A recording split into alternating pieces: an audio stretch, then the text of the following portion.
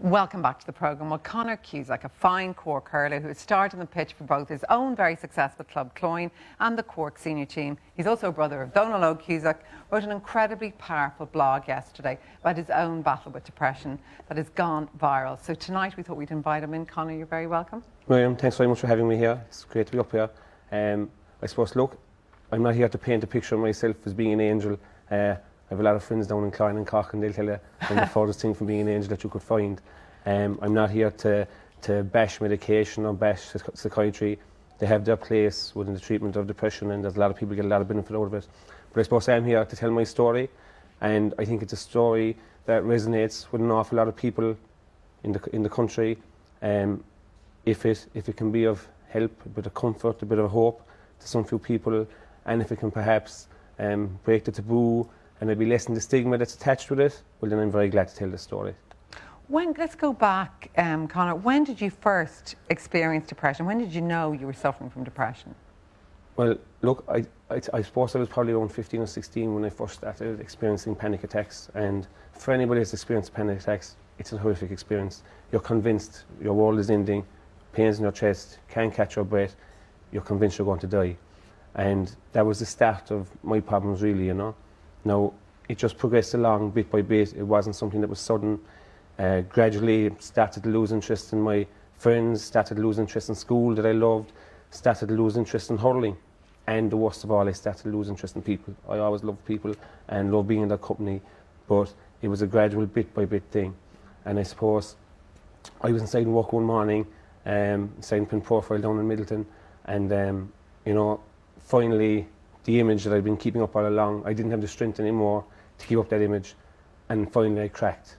And you know, sometimes they say that something has to crack for the light to allow in. Well, that morning I cracked, and I lay down in the corner inside the building, started bawling my eyes out. One of my fellow workers came over. Poor man didn't know what to do. He was looking foolish at me, and I said, look, will you just take me home? And GP came, prescribed a few relaxing tablets and stuff. Went to hospital the following week, had a battery of tests done, every test imaginable, and at the end of it all, a doctor came to my bed at the end of it and said, look, we think you're suffering from depression. It was the first time that I heard the word, and that was the first time that I would have realised that I had something like that wrong with me. And for everyone who hasn't read the blog, I mean, you basically retreated your bedroom, didn't you? I mean, it was so bad, you almost stayed in your bedroom a lot and hardly ever came out. Lived in my bedroom, lived in my bedroom. You know, for 5 months, the metre by metre window in front of me, that was my link to the outside world, you know, and there was probably 10 mils of glass separating me from there, but I was a million miles away from that, you know. That was the real world out there. This was a living hell in here for me. I saw the summer pass, I saw the autumn pass, I saw the winter pass through that window. There was only one person, well, two people, my mother and my Aunt Marie, that I'd allow into that room just to bring me food. And on a Thursday morning when I used to go to see the psychiatrist, that was the only time I'd leave the house. Didn't want to speak to anyone, didn't want to talk to anyone, and that room was my sanctuary away from the world. But in reality, it was a living hell. You came to your lowest moment, did you? Tell a story about the day your mother didn't go to Mass. Well, I suppose previous to that, I'd been to a lot of different doctors and psychiatrists, and I was on 18 tablets a day at this stage, you know, and I wasn't getting better. And I was sent to another psychiatrist in a place in Cork City. It's called St. Anne's, and St. Anne's would probably have, you know, would be a place that would be associated with a lot of people with mental health difficulties. And I went in to see the doctor, and the first thing he said to me was, oh, your brother is the famous Cork goalkeeper. And he proceeded to talk for the next 10 minutes about hurling. I had zero interest in hurling at that time, and my esteem or whatever was on the floor at that stage, and here was this guy, and he was talking to me about hurling and not talking to me about me. And at the end of it all, he suggested this electric shock therapy to me. And intrinsically, I don't know why, but something inside me always told me that medication and something like that was not the path that I needed to follow. And I remember coming out of the hospital, and I was utterly distraught, because this was like my final hope, that I thought that this was the guy that was finally going to help me, and instead he was suggesting something that was alien to me. And I remember coming So home. it could work for other people. It could work, exactly, yeah, Just say that. absolutely. But keep as going, As I said, this is my Yeah. story, you know, and everyone has their own. But so I came home, I remember, and I was utterly distraught. And you know, I decided one night I couldn't. The desire for death outweighed my desire for living, and I decided I was going to kill myself. And an incredible thing happened. A peace that I hadn't experienced in years came over my body. It was like as if my body realised that it no longer was going to have to suffer this horrific physical and mental pain that I've been going through for the last number of years. No longer was I going to have to suffer these panic attacks, waking up soaked in sweat every night. And I got a night's sleep that I hadn't had in years. And I was very calm about it. There was no anxiety. I knew my dad and my brothers, Victor and Dunlo, would be going to a match that Saturday evening. I know my mum and my sister would be going to mass, and so I had the rope in my room.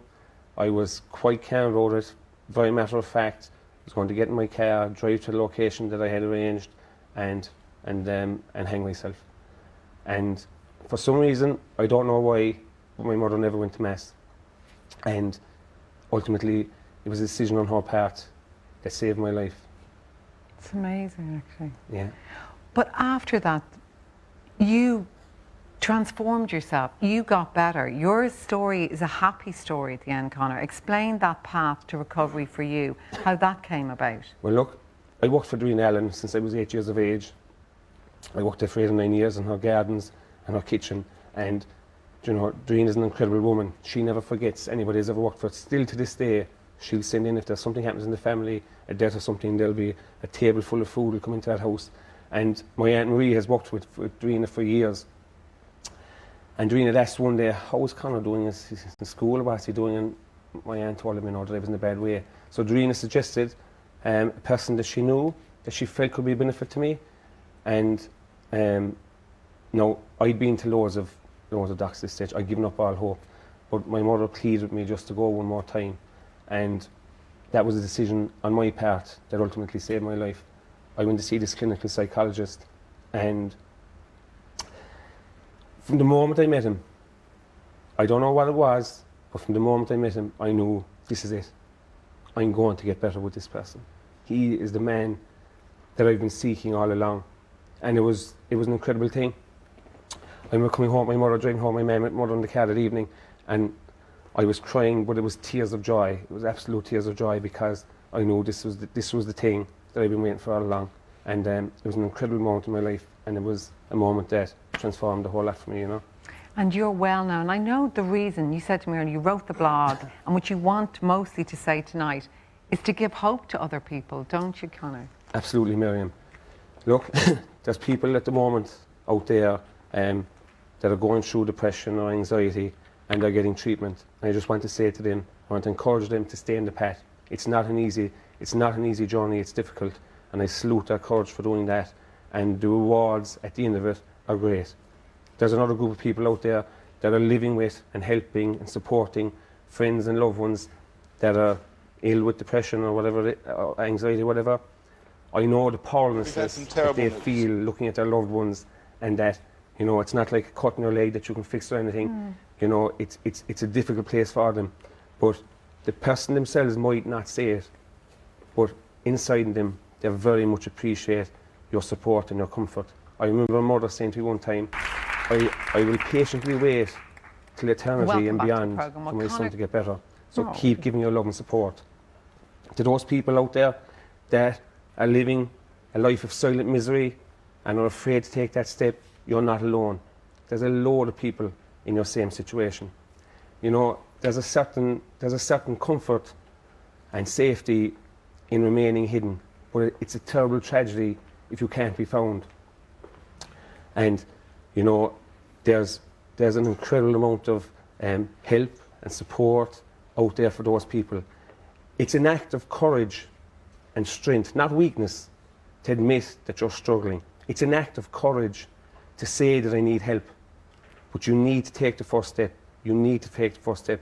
And I plead with those people to please take that first step. And finally, to those people out there tonight, Miriam, that are perhaps contemplating suicide, I know the terrible torture and pain that you're going through. I know the horrific thing that your day-to-day living existence is. I know that you think that this world and your family and friends and community will be a better place without you in it. But I guarantee you, it won't. It's not. The destruction and the pain that's left in families with someone that commits suicide is incredible. And the distress that they're going through now is nothing compared to what it would be without you in the world. You know, as human beings, you know, we're a once-off phenomenon in this universe. Of all the billions of people that have ever lived, or all the billions that are going to come after us, there'll never again be another Miriam O'Callaghan. There'll never again be another Conor Cusack. You know, we're totally unique. And the world needs us. The world needs all the people that we have in our communities. So, you know, I promise those people that are in that terrible place, there's a place within them. It's a place of peace, it's a place of joy, it's a place of love, it's a place of hope. And it's waiting for them to rediscover it. It's waiting for them to rediscover it. And it's within their grasp. It's within their grasp. They have all the skills and all the abilities to be able to get there. And the thing about it, Miriam, is these people, they'll emerge stronger people. They'll emerge people that are living their life from the inside out, independent of other people's opinions. They're living their life fully and freely. They're gonna not be frightened by this world anymore. They're going to be embraced by it. They're going to look at challenges and difficulties and take them all on. And, you know, somewhere along the way, I get to meet some of those souls on the road less travelled. And I look forward to that. Embrace the journey, start the journey. Conor, thank you so much for coming in tonight. And I know you wanted to thank everybody, including your family and friends and everyone in the GAA and your club. Conor Cusack, you're wonderful. Thank you so much for coming in. And listen, talking about anyone who does need any help, obviously we're going to put up some numbers now for the Samaritans, Pieta House, Console and Aware. And the numbers are there on screen. And if you have any problems tonight, ring those. Conor Cusack, thanks so much for being our guest tonight. Thank you, Miriam. David.